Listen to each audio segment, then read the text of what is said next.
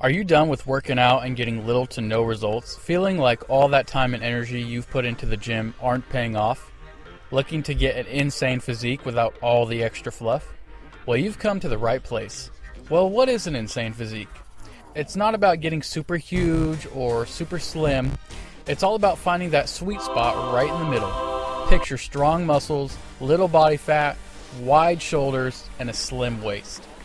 It's the V shape that's so desired. It's the most attractive body type. Step 1, your workout plan. No need to hit the gym every day. That's a myth. Just work each muscle group twice a week. There's a ton of workout routines online, but I would go for the push-pull legs and full body routines. Stick with one for at least 8 weeks, and if you need to tweak part of the routine that you feel will be better, go ahead and do that. Step 2, the right exercises. Once you've picked your routine, the next step is choosing exercises. No worries, I've got you covered. To get cardio out of the way, you want to walk or bike for 30 minutes after each workout. Nothing crazy, but over time, this is going to yield huge results. For your chest, you want to hit all 3 parts, upper, mid, and lower. For upper, do incline bench press. Mid, you want flat bench press. And lower, you want cable flies. And you want to start them all the way at the ground so you can pull up to work on the lower. For shoulders, go for overhead dumbbell press and lateral raises.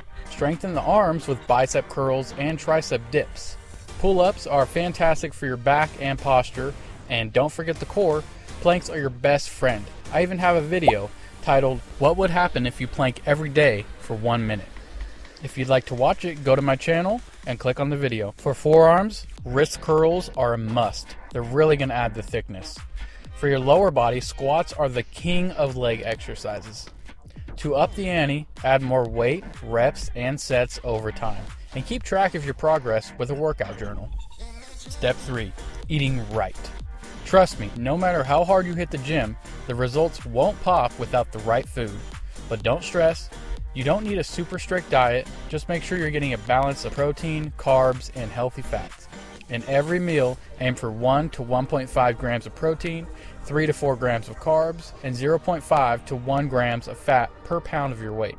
Think chicken, tofu, and lentils for protein, quinoa, sweet potatoes, whole grains for carbs, and rely on avocado, nuts, and olive oil for those good fats. Keep it simple. It's alright to enjoy your favorite treats occasionally, but keep it to once a week.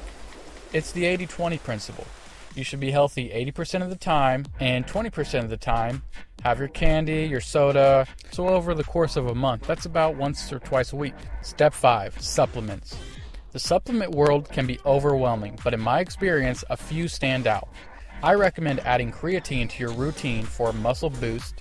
Multivitamins are smart to cover any nutrient gaps from your meals. Don't forget fish oil to keep bones strong and reduce workout injuries. And if you didn't hit your protein goals for the day, try a scoop or 2 of some protein powder. Step 5, rest and recovery. Rest and recovery aren't just about taking a break, they're crucial for your body's growth. Your muscles actually grow and get strong during these downtime moments, not when you're sweating it out in the gym. Quality sleep is your best friend for muscle growth, so aim for 7 to 9 hours each night. Active recovery techniques like stretching and foam rolling can speed up the healing process, making sure you're in tip-top shape for your next workout. Step 6, patience and perseverance. Perseverance is what sorts the men from the boys. Success takes a long time. With enough patience and perseverance, anything is achievable. Always remember that.